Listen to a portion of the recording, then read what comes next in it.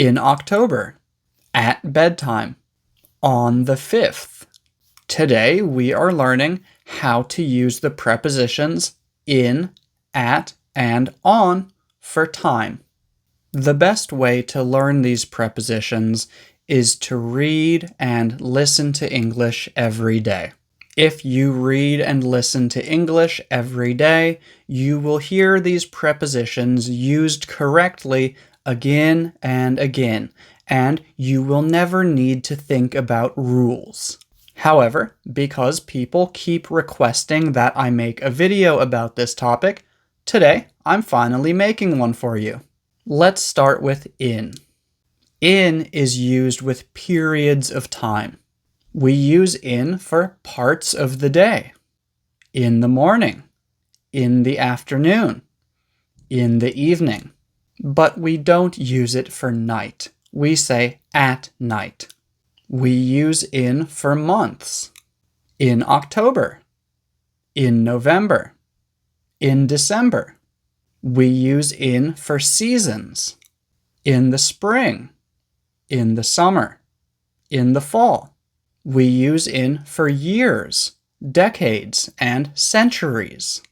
In 1991, in the 1960s, in the 21st century. We also say in the past, in the present, and in the future.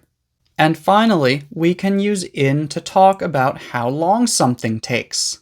We got there in 10 minutes. I'll see you in a few days.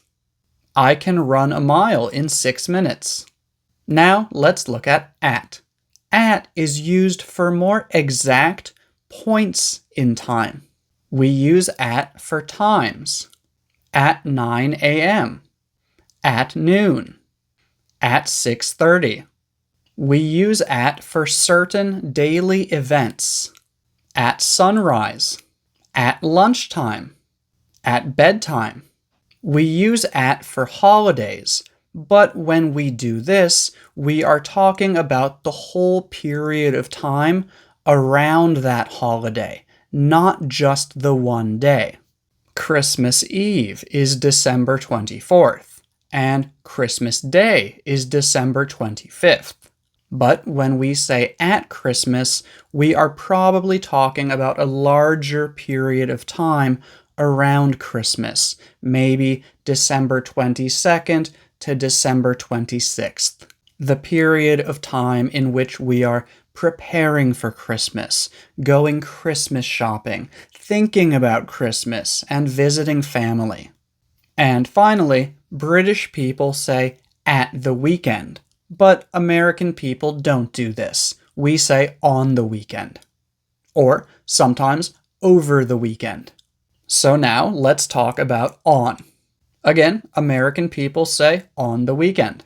We also use on for dates. On October 2nd, on the 25th, on my birthday. We use on for days of the week.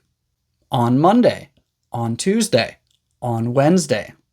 And we also use on when we talk about a specific time of day on a specific day or date. On Monday morning, on Saturday afternoon, on the evening of the 5th. And for those last ones, it's also okay if we don't include the word on.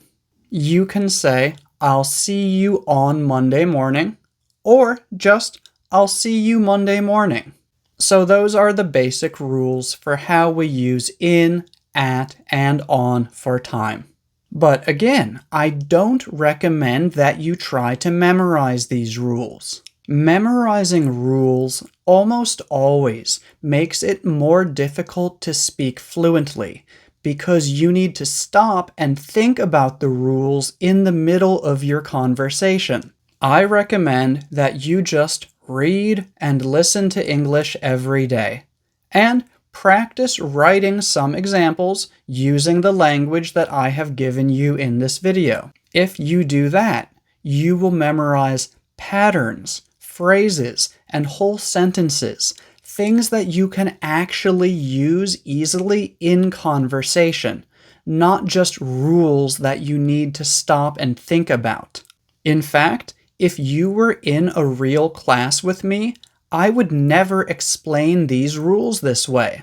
I would just give you a list of questions to practice with a partner. These would be questions like, what do you like to do on your birthday?